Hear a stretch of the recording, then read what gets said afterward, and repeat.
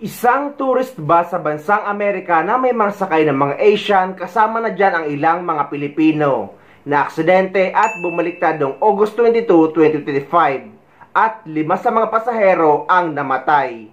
Pero kinumpirma naman ng Philippine Consulate sa New York na wala namang Pilipino ang kasama sa mga nasawi. Isang tour bus na may sakay na mahigit 50 pasahero mula Niagara Falls patungong New York City ang bumaligtad sa Interstate 90 sa Pembroke, New York na nagdulot ng malagim na aksidente. Kinumpirma ni New York Governor Kat Hochul na 5 ang nasawi, kabilang ang isang bata, habang sugatan ang lahat ng iba pang mga pasahero ng nasabing bus. Ayon sa New York State Police, karamihan sa mga pasahero ay mula Asia, kabilang ang mga Chinese, Indian at Filipino, at ilan sa kanila ay naipit o tumilapon palabas ng bus nang ito'y bumaligtad. Nawala umano ng kontrol ang driver ng bus dahilan para tumagilid ito sa highway.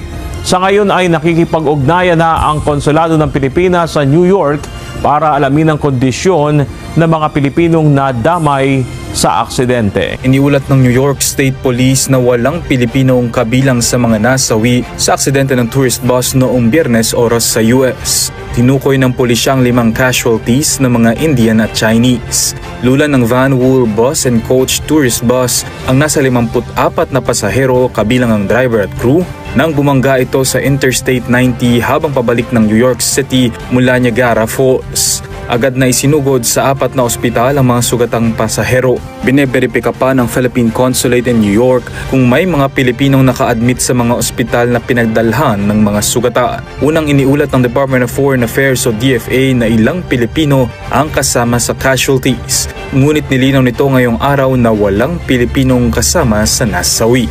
No Filipinos were among the fatalities in the tourist bus crash in upstate New York, the DFA said, citing local police.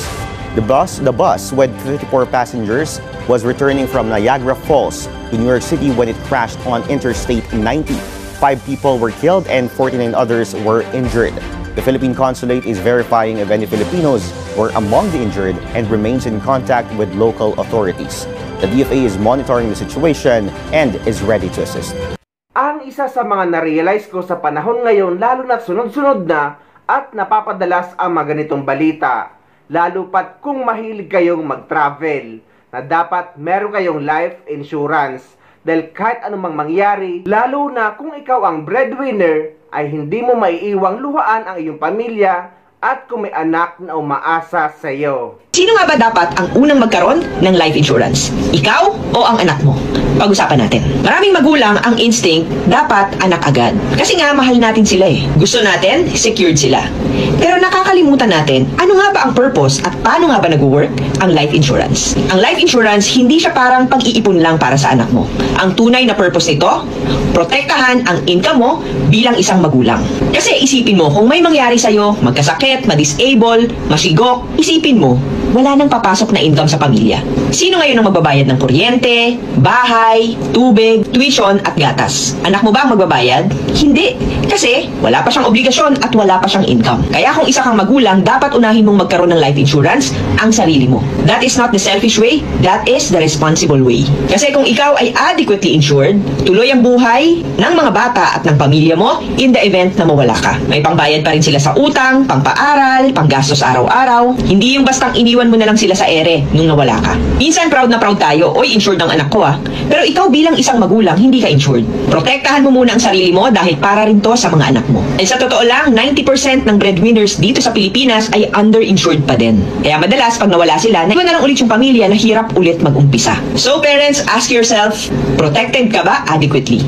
Dahil kung hindi pa, ito na yung sign mo to make that decision. Tangan mong mauna, para rin yan sa mga anak mo.